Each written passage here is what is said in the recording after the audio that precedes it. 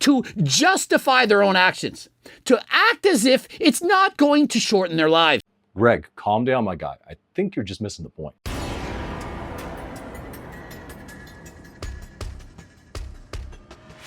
Now, recently, I have been talking about hormone treatment, side effects of PEDs and things like that, but I haven't been talking about it anywhere near as much as, say, Greg Doucette, who has put out video after video trying to appeal to people, trying to inform folks.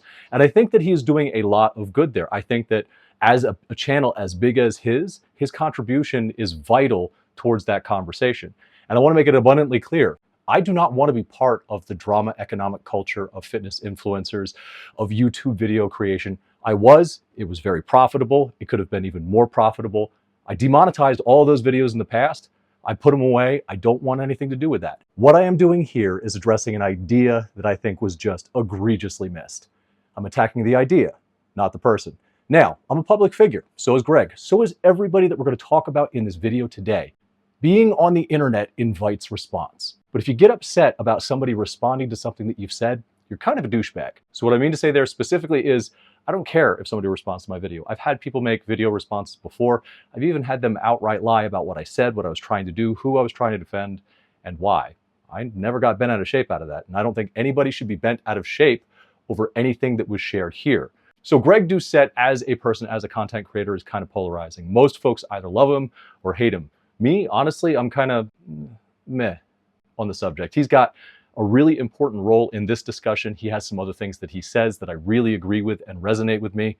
Aiming for about a 15% body fat, being content with half of your goal should you get there, loving yourself. This is all great stuff that I'm 100% behind.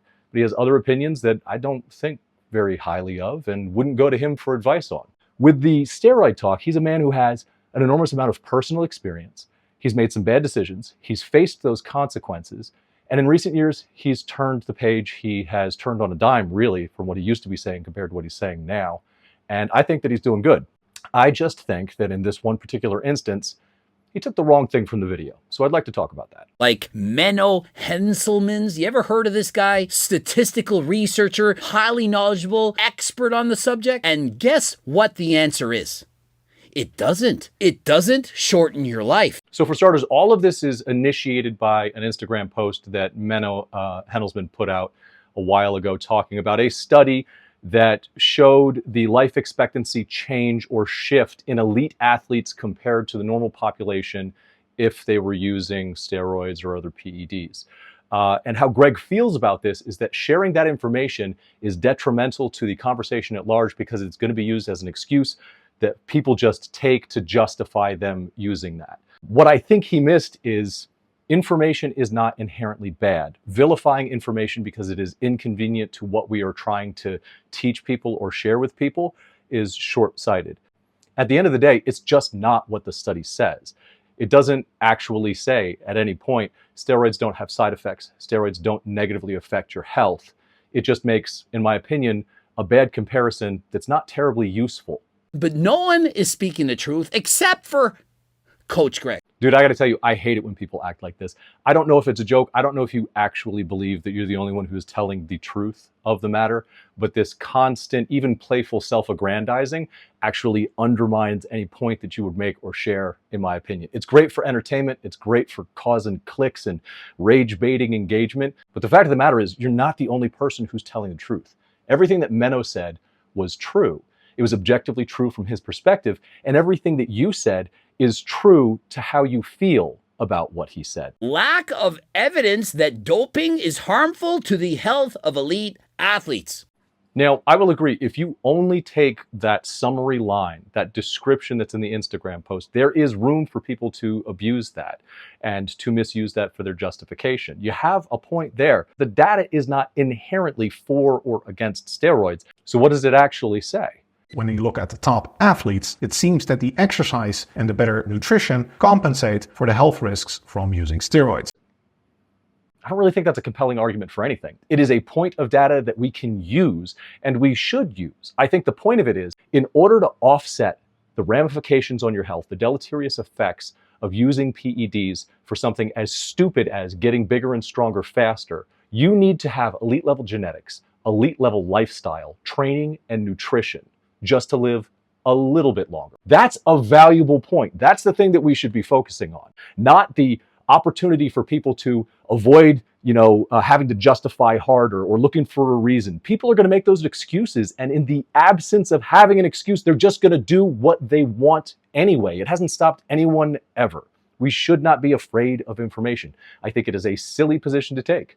It's not a fair comparison. And what does it do? It allows people like this guy, perhaps Dr. Mike Israetel, to justify their own actions. If this were a study that attempted to quantify the extent or qualify the kinds of side effects that you would experience or the average person would experience, I believe that the comparison elite athletes to elite athletes makes sense. But that's not what this observational study was about.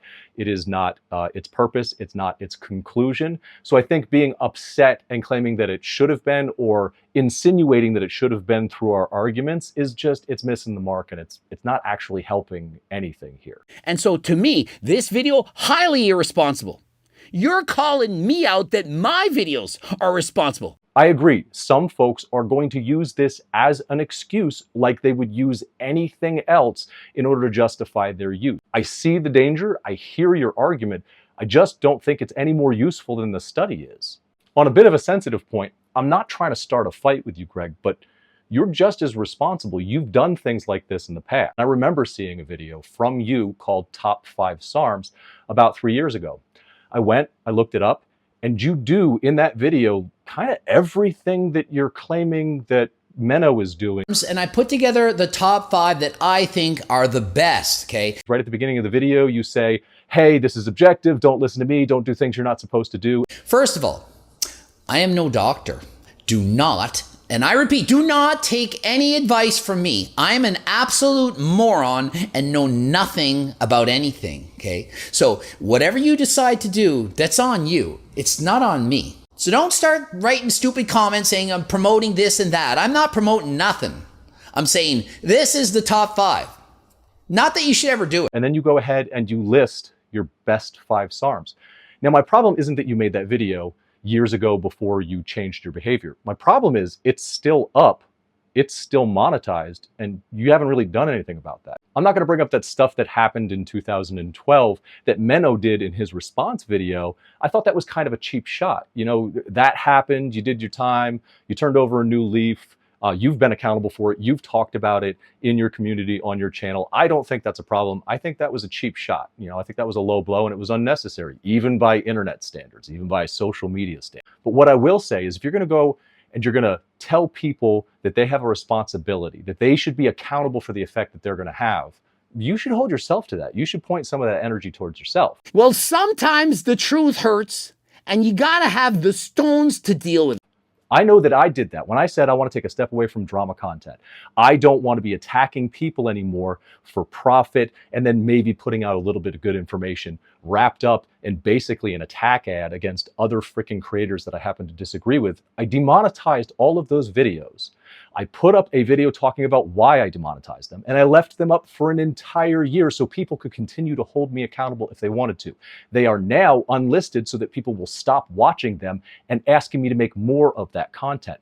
But if anybody out there wants to run me some crap for something I said 4 or 5 years ago, the videos are still there. They're yours upon request, and we can hash that out, because I believe in being accountable, especially if you're going to call other people out for the very same behavior. So I would say, hey man, at least demonetize that video or update the description, because I checked the source code.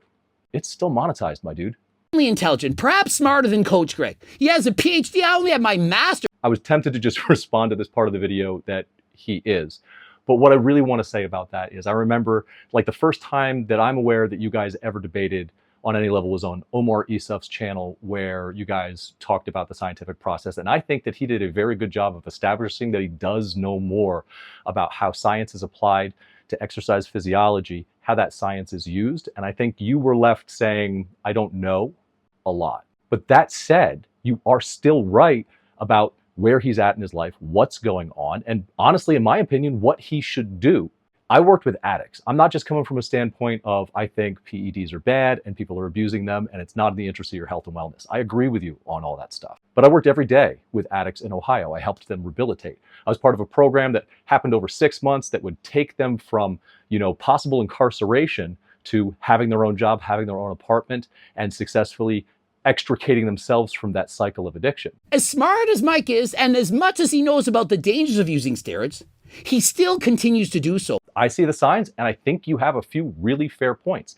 He is making bad decisions in pursuit of something that I don't personally think is worth it. You don't personally think is worth it. The thing is, he does, and he gets to make that decision. I think for Mike, one of the important things to remember is that he is very open, he is very honest, and he's very factual about the deleterious effects that it can have on your life. It can make you dumber. It's going to give you anxiety. It's going to shorten your life. We can use that data to make a good point. And that good point is, in order to overcome the deleterious health effects of using PEDs, even intermittently, even in short bursts, even for a limited time in your life, is that you have to be an elite athlete, living an elite lifestyle, eating an elite diet, possibly with elite genetics. Those are not good odds. Looking up any study to try to offset and mitigate the knowledge that they know steroids are bad. Everyone knows that they're bad, but they look for any excuse to make it look like it's okay. I agree that people are going to make excuses, but they're going to make those excuses anyway. And I think that pretending information doesn't exist is pretending that ignorance is protection. At the end of the day, science is about answering life's questions, and life is about knowing what to do with those answers once we have them. So yeah, personally, I think Greg is coming from the right place. He's trying to do good. I just think he missed the mark with this specific response. And I think that there was some friction that pre-exists from some comments that were exchanged back and forth between him and Menno that may have colored the way that he decided to react to this. But it's not always like this. He has some amazing videos. A home run example would be the video he recently did on Togi. Also very low. How is it possible that his red blood cell count is high while his hemoglobin is low? What this could mean is that he has a bone marrow disorder, where he's going over the health effects that this kid is experiencing in real time at 20 years old, all of the bad decisions that he is making and ignoring. But the point is, this young man is making bad decisions, leading by a poor example, taking no responsibility for it. And I do not see things ending well for him. He's got a 40% increase in cardiovascular problems because of his pulse pressure. He's got an increased chance of getting a stroke. We've just seen that. And he's also sniffing creatine. He's on blood pressure medication, telmisartan. The guy has horrible kidney function, stage 2 equivalent. Wait a minute, now hold on a second. He is taking all of that, doing all of that to his body for that physique. I am not crapping on his physique. It is a good physique. I just think that it is entirely, completely, utterly attainable without doing that damage to his body. Why don't we do that? Why don't we put my effort where my mouth is? That is a perfectly achievable physique, even at 45 years old, even with 1/10 of his current testosterone levels on gear and 1/20th of what he wants them to be with his new cycle. Why don't we do that? Why don't we demonstrate that with a little bit of patience and a lot of hard work that we can achieve what he has put his entire body at risk for? Because in my opinion, there is nothing that he has built that is worth the risk. So yeah, why don't we show that you can do it with a little bit of patience and a whole lot of hard work? Anyway, Greg did an excellent job with that video, and those are the ones that I think are effective. Those are the ones I actually learned something from. He goes over all the blood work, says what it could mean, gives us an indication of what this might mean for him in the future or how it might be affecting him. That is an absolutely excellent video on the subject, and I would love to see more like those. And hopefully, Greg, you're receptive to the feedback that maybe you just missed the point on this one. All right, those are my feelings on the matter. Hopefully some illumination was concerned. That is the video for today. So if you liked it, they got a button for that. If you didn't like it, they got a button for that too. Either way, let me know about it in the comment section below. And while you're down there, check out the free 40-page guide that I put together to help people get started. It's got like 6 programs in there, advice on how to get back to the gym or go to the gym for the first time. My gift to you, I got a bunch of links down there for things that you can get a discount on if you want to. If you want to see more content like this, go ahead and subscribe to the channel. But until I see you all in the next video, take care of yourselves. Take care of each other, and find a little time to go fit yourself.